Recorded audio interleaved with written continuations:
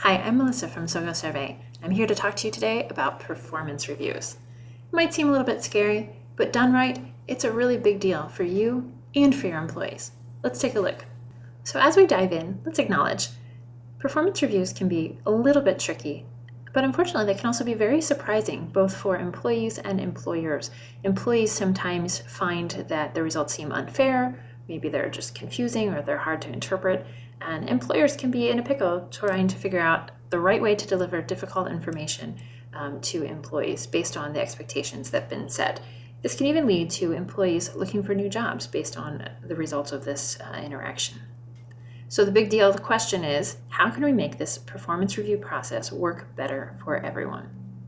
So of course we know that we need to encourage each employee. Everyone's different, but we can all encourage them to develop and deliver their best performances in their particular roles, and also appreciate everyone as a person, being respectful. These are important pieces. So today we'll look at 3 pieces of advice for your performance reviews. The first one, if you haven't done it already, begin regular scheduled check-ins. Regularly meeting with every team member makes a really big difference, and part of that is just the regular interaction. Of course, it matters what you're saying, but simply the interaction by itself shows your employees that you care about what's going on with them and you understand how they contribute to the team. This is an important thing to keep in mind because your effective performance review is throughout the entire year. It's not just one moment where you look up and try to find out what that person's doing. It should be an ongoing conversation throughout the year, and the best way to accomplish that is through regular check-ins. It shows that you care about people personally and professionally. They have the opportunity to be able to follow up with you if they have specific issues or concerns. It doesn't seem like a big deal if they have to reach out to you. It's just part of an ongoing conversation that you have.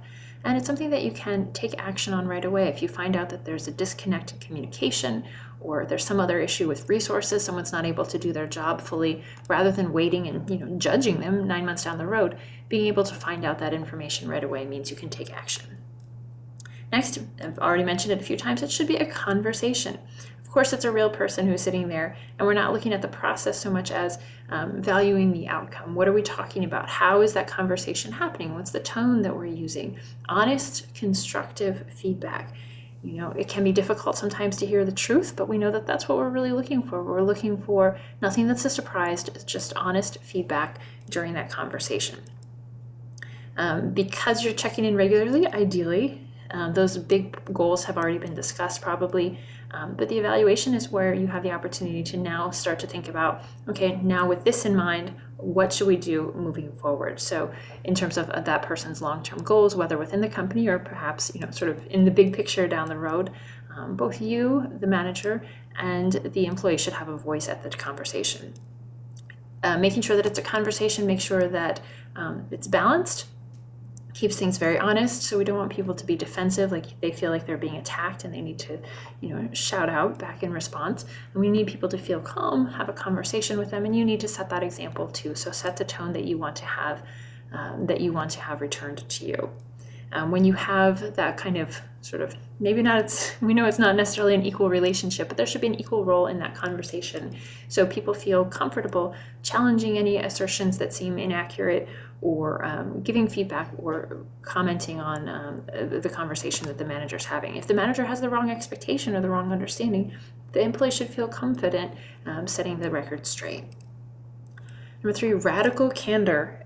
Such a difficult balance. So being a nice person and doing what's best for the company. Just because you want to be seen as a nice person, don't act extra generous if you don't have anything, anything nice or particularly good to say. Be kind, of course, but you don't want to just try to sort of game the system of like, oh, I don't want people to think I'm mean, so I'm just going to say nice things, or I don't want people to just not take advantage of me, so I'll just act like I don't care, like really cold. There has to be a sweet spot somewhere in the middle there. Challenge directly, care personally are the 2 pieces there in radical candor. It's a great idea. Showing your employees that you're trying to challenge them so they can improve professionally, but also be human, show empathy, be a real person, and have that sort of human conversation. We slip up sometimes in these performance reviews. We know that it's really difficult to walk that fine line between personal and professional balance, looking at what's good for that person, what's good for the company, but making sure that you can take care of what you need to. The biggest issues need to be resolved or addressed, at least making a plan for what you're going to do moving forward.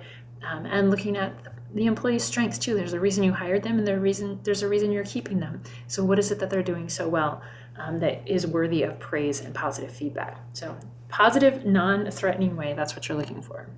So more thoughts on this, and clearly this is just part 1.